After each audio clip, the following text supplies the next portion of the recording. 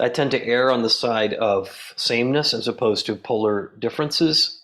But in the same way that Paul, in one of the Romans, in the Gospel of Romans, says, he literally uses the word that you must empty yourself in order you first must empty all of yourself in order to receive the presence of the Christ.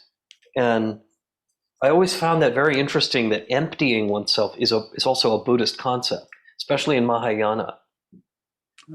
That all of the self-clinging, self-cherishing, the grasping, the things that separate us from the divine, if you will, are what get in the way of truly receiving the spirit. Now, from a Buddhist standpoint, those are the things that are in the way of truly receiving the Tathagata.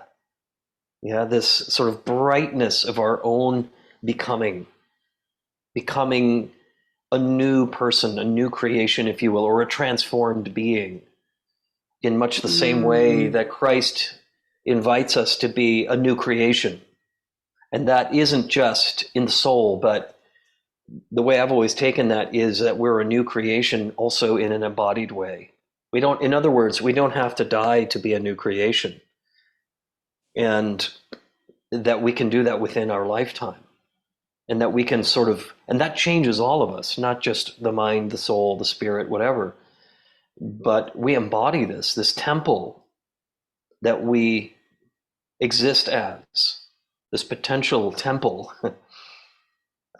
Closing the doors of the temple. This is another way in yoga too, that we shut the doors of the temple to draw the senses inward in pratyahara, in the practice of withdrawing the senses into that sort of innermost self.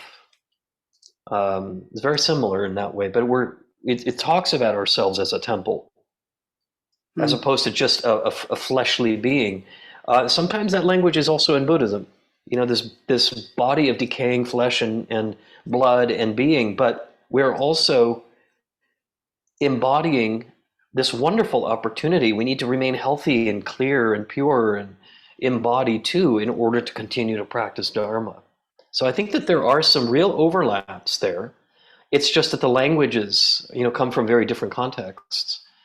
But I don't know that the spirit of the teachings are different.